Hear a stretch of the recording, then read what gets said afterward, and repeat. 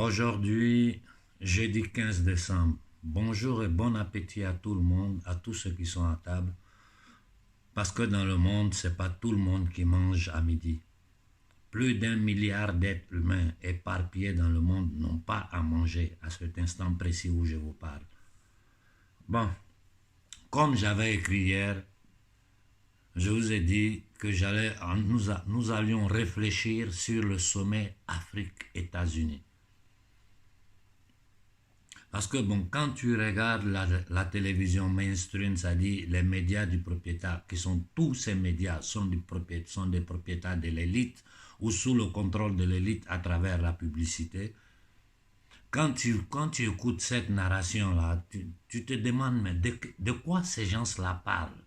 De quel monde ils parlent? Alice au pays des merveilles ou de quoi nous parlons? Moi, je ne comprends pas. Et tu vois des Africains là qui sont bien habillés, parfumés, dans des beaux boubous brodés, hein, dans des belles vestes, des beaux cravates, à tout ça avec des épingles qui ne cachent même pas leur appartenance à ces loges sataniques là. Et qui vont parler des sommets Afrique-États-Unis au nom d'un peuple, hein, qui est meurtri, qui est tenu en esclavage, dans la faim, dans la pauvreté, hein, dans l'humiliation. Les États-Unis dont nous parlons là, c'est quoi au juste?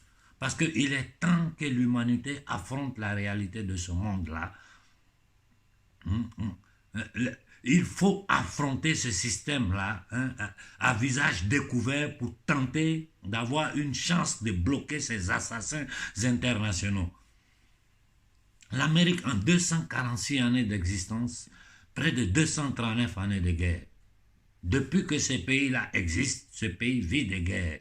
Aujourd'hui, je ne vais pas rentrer dans l'histoire de la création des colonies américaines, l'extermination des peuples autochtones qu'ils ont fait un peu partout dans le monde. C'est pas ça la discussion d'aujourd'hui. Je ne vais même pas rentrer dans le rôle, c'est-à-dire dans le rôle de l'Amérique dans tout ce système international, parce que ce qu'il faut comprendre, nous avons affaire à une élite internationale, et tous les peuples, je dis bien, tous les peuples sont soumis à la violence, à la barbarie de cette élite-là. Des millions de personnes sont mortes depuis des siècles, au nom de la liberté, au nom de la démocratie, au nom de tout ce que nous voulons, alors que tout était faux. Nous parlons de sommet Afrique-Irak. Quand dernièrement, sous nos yeux, le Congrès américain a voté une loi qui n'était rien d'autre qu'une violence, qu'une menace à notre peuple. Vous avez vu un dirigeant ouvrir la bouche? Ils n'ont pas honte, ces indignes. Mais les exemples, si on veut vous donner, si ce qui est réellement cet état négrier, j'ai dit bien cet état négrier, aujourd'hui je ne rentre pas dans l'histoire profonde de cet état. Je veux parler seulement de ce que cet état combine dans le monde dans ces temps modernes. En Irak, quand Mossadegh est arrivé au pouvoir, qu'est-ce qu'ils ont fait? Qu'est-ce qu'ils ont fait? Ils ont envoyé Kermit Roosevelt, un parent de Roosevelt, avec des millions de dollars. Il allait payer la conscience des gens. Ils ont mis un peu de personnes dans les rues avec les télévisions. Ils ont crié à le peuple iranien, révolution, ceci, cela, oh, oh. Ils ont utilisé les médias. Comme ils l'ont toujours fait, ils ont fait tomber Mossadegh et ils ont placé le Shah d'Iran. En 1954, au Guatemala, qu'est-ce qu'ils ont fait? Quand Marben est arrivé au pouvoir, il dit la terre du pays sera pour le peuple. Et il a commencé à mettre en action ses politiques. Qu'est-ce qui s'est passé? Ils l'ont fait sauter. Ils l'ont chassé du pouvoir, ils ont repris contrôle du pays. En Équateur, en 1981, Remrodos arrive au pouvoir. Il dit les ressources pour le peuple. Il gagne et il gagne avec à 90. C'est-à-dire tout le peuple a voté. Il arrive au pouvoir.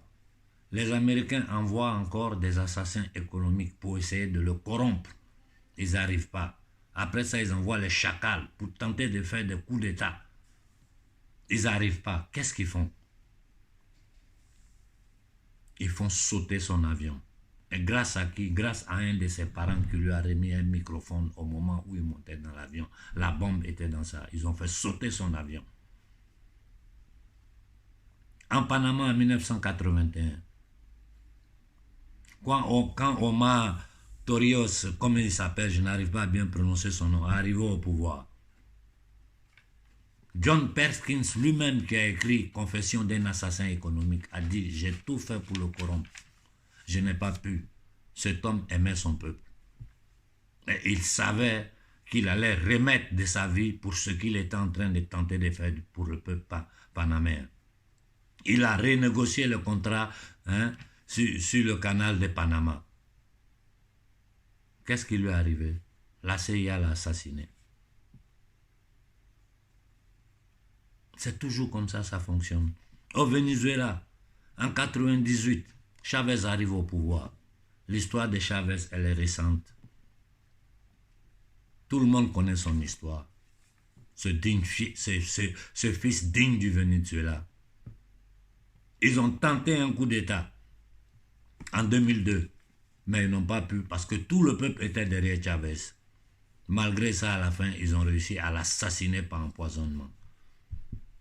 Parlons de l'Irak. Parlons de l'Irak. En 91, ils ont envoyé les armées pour détruire l'armée de Saddam en disant, c'est-à-dire eux, ils aiment les hommes forts, comme l'a bien dit John Perkins dans son livre. Ils se disaient, si on laisse ce gars-là au pouvoir, qui nous permet d'avoir les mêmes avantages de contrats pétroliers que nous avons avec l'Arabie Saoudite, c'est quelqu'un qui peut contenir l'Iran, peut contenir les Kurdes. Donc, il nous arrange, c'est un homme fort que nous pouvons tenir au pouvoir. Il faut affaiblir son armée pour qu'il puisse se soumettre à nous. En 91, ils ont attaqué l'Irak. Ils ont bombardé, ils ont affaibli Saddam. Mais Saddam n'a pas pu. Ils ont tout fait, ils n'ont pas pu. Et qu'est-ce qu'ils ont fait en fin de compte? En 2003, quand Saddam refuse de céder, quand Saddam décide de vendre son pétrole en euros, ils rentrent en Irak, ils détruisent l'Irak, ils pendent Saddam Hussein. Jusqu'à aujourd'hui, l'Irak est dans une condition, nous le savons tous. En 2011, notre Kadhafi continental, qu'est-ce qui lui est arrivé? Simplement parce qu'il a décidé de faire sortir l'Afrique de ce système mafieux, rothschildien. Je dis bien mafieux, criminel, génocidaire. La Libye est attaquée. La Libye est violentée. Kadhafi est assassiné, son corps jeté par terre, exposé pour faire voir à tout le monde que celui qui tentera une autre fois de poser de telles actions, voilà le sort qui lui est réservé. Et tout ça sous le gîte des Nations Unies. Les Nations Unies dont nous parlons là, ceux qui envoient MINUSMA, MINUSCO sur notre territoire, c'est sous le gîte des Nations Unies qui font tout ça. C'est les États-Unis dont nous sommes en train de parler des sommets Afrique-Amérique, je suis en train de vous parler. Les révolutions colorées dans les pays arabes, qui est derrière tout ça? Qui est derrière tout ça? Avec les associés, les frères musulmans, qui ne sont rien d'autre qu'une création du pouvoir anglo-saxon. La stratégie du chaos, de la division qu'ils ont sémée dans le Moyen-Orient depuis quelques siècles, des États fantoches qu'ils ont créés comme le Qatar qui est aujourd'hui polémique partout dans le monde. Un pays qui n'existait même pas, c'est-à-dire un pays satellite créé par des Américains, des Bédouins, des pêcheurs qui étaient là. On les a transformés en milliardaires, faire de leur territoire un paradis fiscal qui est devenu une plaque tournante du business du système international. Et qui finance le terrorisme dans le monde? Tout le monde le sait. Tout le monde le sait que le Qatar est un des principaux financiers du terrorisme dans le monde. Pour compte de qui? Des services secrets anglo-saxons, Amérique, États-Unis, Europe, quelquefois. Nous savons tout. Après la Libye, où ils sont arrivés? En Syrie. Si ce n'est pas grâce à la Syrie, si c'est pas grâce à la Russie, la Syrie aujourd'hui n'existait plus. On peut faire la liste de ces guerres. Hein? On peut les faire. La guerre de Corée, de Liban, la crise de la baie des cochons en 1961 à Cuba, la crise du Congo, sur lequel je vais revenir une fois pour faire une vidéo spéciale. Une vidéo spéciale de la crise du Congo de 1964, ça va vous permettre de comprendre en profondeur ce qui se passe aujourd'hui au Congo. La seconde occupation de Saint-Domingue, en 1965-1973, la guerre du Vietnam, en 1983, l'invasion de la Grenade. En 1992-1995, ils ont créé les forces d'intervention unies pour rentrer en Somalie. En 1995, la guerre de Bosnie-Herzégovine. C'est une guerre que je dois encore rentrer dans les détails. Quand je vais parler de la guerre, de la prochaine fois que je vais parler de la situation russe, je vais essayer de vous détailler un peu ce qui s'est passé là-bas. Ils sont acteurs principaux dans la guerre du Rwanda, dans la guerre du Biafra. Et tous leurs États satellites comme la France, les crimes que la France est en train de commettre aujourd'hui en Afrique, appuyés par eux, j'ai dit à l'intérieur, ne pensez pas que cette pyramide-là, au sommet de la pyramide, il y a une force monolithique. Non, il y a différentes forces qui se coalient, différentes élites qui se coalient à travers les corporations qu'ils ont créées, comme Vanguard, BlackRock et compagnie, que eux seuls, leur budget est... Mais tout, c'est fou ce qui se passe. Et comment ils font pour piller les peuples aujourd'hui, nous savons tout. Nous savons tout. Quand John Perkins, dans son livre, explique clairement ce qui sont les assassins économiques, quand ils arrivent au pouvoir, comment ils font? Ils envoient quelqu'un, ils te disent, si tu acceptes de nous donner ton pétrole, ton gaz, ton uranium, tout ce dont ton sous-sol a, à des bons prix, nous, on va te rendre riche et on va protéger ton pouvoir. Si tu dis non, je ne peux pas, ces richesses-là appartiennent à mon peuple, je dois les mettre à la disposition de mon peuple. Il faut rentrer les chacals dans ton pays, c'est-à-dire des gens qui sont là pour payer la conscience des gens et pour faire un coup d'État pour te faire tomber, pour que le système retourne comme il était et leurs multinationales continuent à piller, à exploiter et à détruire la terre des autres. Si avec ils envoient... Les killers économiques arrivent, ça n'arrive. Ils n'arrivent pas à faire tomber un gouvernement. Les chacals arrivent, ils n'arrivent pas à faire tomber un gouvernement. Ils font arriver leur armée. Et comment? En allant se légitimer aux Nations Unies. Je vous ai expliqué la dernière fois, rapidement dans la vidéo, ce que c'est que les Nations Unies. Qui a le droit de veto, qui n'a pas le droit de veto. Et comment ils font encore pour faire suivre tous les pays quand ils décident d'attaquer un autre pays? C'est simple. À travers l'arme économique. Comme vous le savez tous, il y a deux façons de soumettre un peuple. Ou par l'arme économique, ou par les armes, c'est-à-dire par la guerre. Et comment ils font à soumettre tout le peuple, surtout nous, Africains? Comment ils font à le faire? À travers la dette, qui est une arme de guerre. La dette qui est une arme de guerre. À travers la dette, ils ont endébité tous les peuples du monde et à travers ça, ils décident, ils gouvernent les peuples. Les politiciens ne sont rien d'autre aujourd'hui, en Occident comme en Afrique, que des exécutants.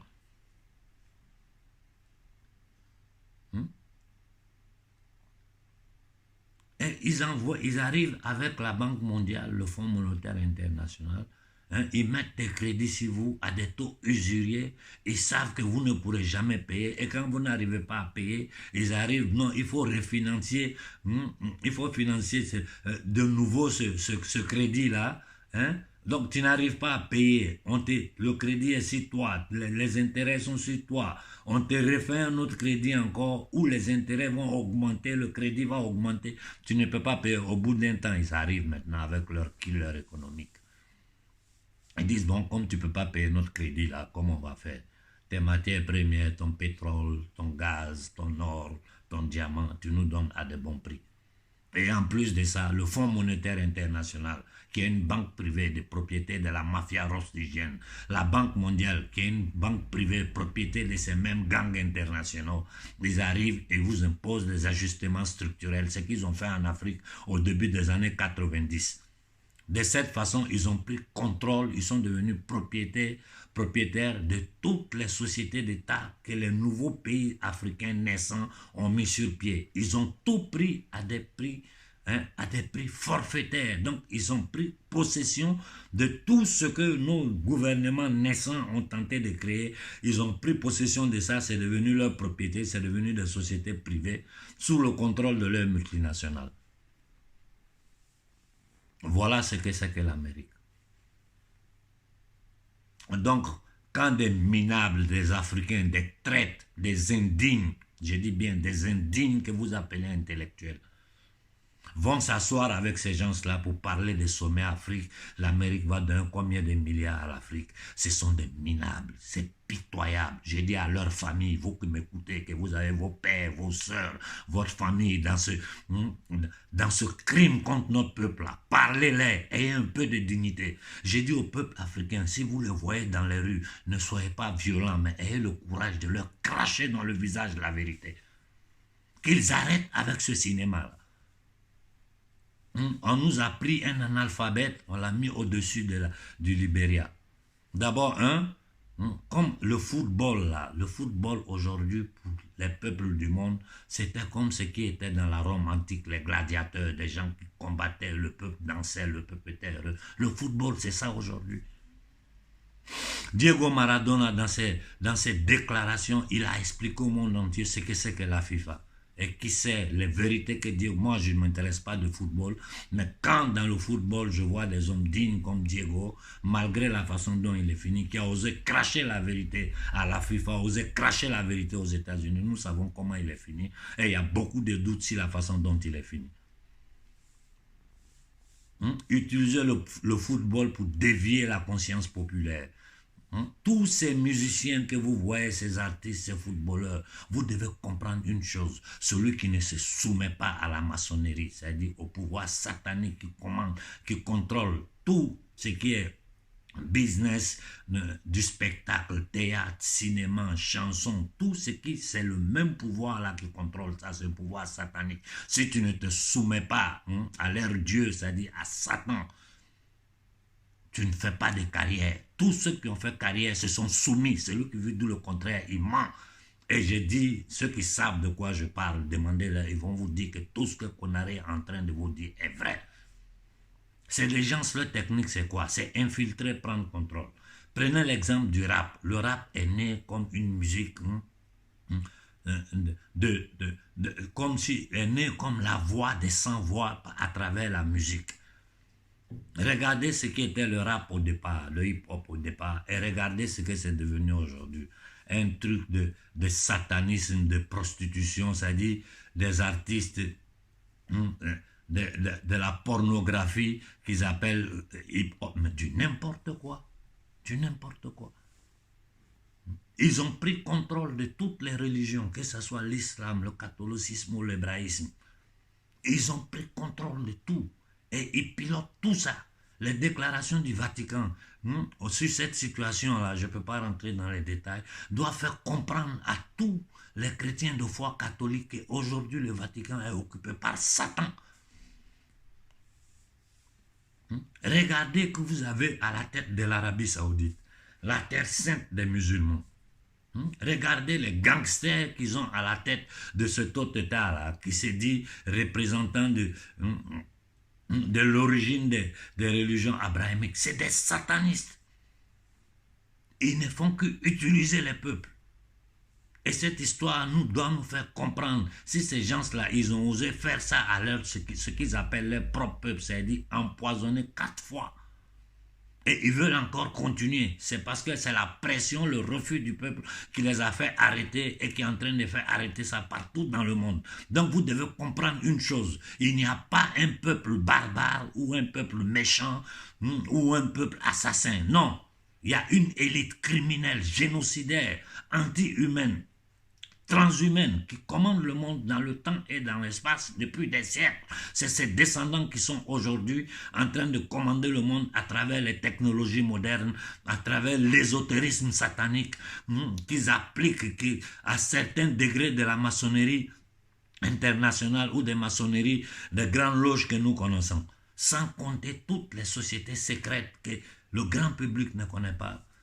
Toutes les associations qu'ils ont créées, le Bilderberg, le Davos, où ils se réunissent à Bilderberg, une bande de dépravés qui se disent par naissance avoir le droit de commander le reste de l'humanité. Si ce n'est pas à Davos, c'est à Bilderberg où ils se réunissent. Mais tu n'importe quoi. Ils créent le World Economic Forum pour tenter d'éliminer une partie de l'humanité. Parce que pour eux, nous sommes trop. Ils disent tout et le contraire de tout. Il faut la green energy en ce moment dans le monde. Ils sont en train de rouvrir les centrales de carbone. Ce qui est en train de se passer sur le plan international, c'est que la Russie est en train de subir. Je ne vais pas rentrer dans l'histoire. Je crois, j'ai dit, nous avons assez de bons historiens africains aujourd'hui, certains que je suis de loin, qui peuvent bien vous expliquer ce qu'est l'histoire de cette guerre de Russie, qui vient de loin. Ça vient de loin. C'est-à-dire, cet affrontement entre ce pouvoir et la Russie, c'est une guerre millénaire. Ça a commencé il y a 1000 ans de cela. Et ça a eu différentes étapes. En passant par Napoléon, par Hitler, par les bolcheviks. Et l'histoire de la Russie dont je suis en train de tenter de vous parler rapidement comme ça, beaucoup de Russes même ne sont pas informés. Les 20 millions de Russes qui sont morts lors de la Seconde Guerre mondiale, vous savez pourquoi? C'est un pouvoir apatride, satanique, une religion antique babylonienne qu'ils ont mélangé avec tous les étourismes des religions abrahamiques pour créer cette religion syncrétique qu'ils essaieront d'imposer au monde entier. Il faut que vous le compreniez. Donc, je dis à la jeunesse, au peuple africain, si les gens viennent vous parler des sommets États-Unis-Afrique, des Noirs africains, regardez-les et continuons notre combat. Ne faites même pas attention à ce qu'ils disent. Beaucoup de jeunes Maliens m'ont écrit pour me dire qu'il faut aider le colonel Koïta. Vous savez, ne sous-estimez pas les gens. Le colonel Koïta, à mon avis, c'est un garçon courageux. Peut-être avant d'arriver au pouvoir, il n'avait pas la totale conscience du danger et du pouvoir auquel il allait s'affronter. Je suis presque sûr à 99% qu'il ne savait pas. Même s'il savait beaucoup de choses, mais il y a beaucoup de choses auxquelles il ne s'attendait même pas. C'est maintenant qu'il est en train de voir le vrai visage de la bête. Je suis vraiment heureux. Pour moi, c'était une grande satisfaction de voir que Choguel a repris ses fonctions. Et je demande ici à Choguel, devant tous les Maliens et devant l'Afrique, faire sortir le Mali du franc CFA. Annule tout ce qui est contrat entre le Mali et la France. Il n'y a que toi au Mali qui est capable de faire ce travail-là, sous la protection des militaires, sous la protection du président Choguel, du colonel Assimi Goïta Choguel. Il n'y a que toi qui peux porter avant ça. Nous, de la confrérie, tu as notre soutien et tu sais que s'ils tenteront quoi que ce soit contre toi, il suffit que l'information nous arrive. Nous allons faire péter l'Occident ici. Nous allons faire lever toute la diaspora. Continue ton travail et tu as tout notre soutien, tu as le soutien de toute l'Afrique. Je ne peux pas rentrer dans les détails pour parler du Burkina, de la Guinée, du Tchad. Nous tous, nous savons ce qui est le programme de l'Afrique. La seule façon de sauver l'Afrique, je vous l'ai dit la dernière fois, il faut que nous arrivions à une convergence et que nous arrivions à faire lever toute l'Afrique ensemble. Pour dire non aux francs CFA, pour dire non aux accords coloniaux, pour dire non à l'occupation militaire. Ils nous endettent et ils sortent de là. Et ils nous disent, bon, il faut voter pour nous aux Nations Unies, comme ça, bon, on va t'aider un peu dans ton crédit. Pendant qu'ils vont aller attaquer d'autres pays, ils te font voter en faveur. Voilà comment ils font les pressions sur les pays pour avoir la légitimité pour aller attaquer un autre pays. Voilà ce qu'est le pouvoir qui commande ce monde. Et ce pouvoir globaliste aujourd'hui qui contrôle l'Union européenne, qui contrôle l'OTAN, et dont le pouvoir américain n'est que le bras armé, London City, le bras financier. Je vous dis, il y a trop de détails dans lesquels on ne peut pas rentrer. Même ton acte de naissance, à l'acte où tu vas enregistrer ça, là, si je vous dis le trucage qu'il y a dedans, en vous expliquant la loi de la loi de l'amiraliato, on dit en italien, je ne sais pas comment on dit en français, c'est-à-dire la loi basée sur la loi de la mer.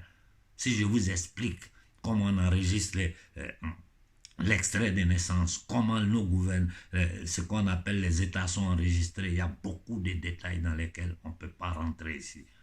Des lois qui sont encore en vigueur aujourd'hui pour l'élite, pour la descendance de l'élite, entre eux, duquel le peuple n'est même pas au courant, qui est au-dessus des constitutions.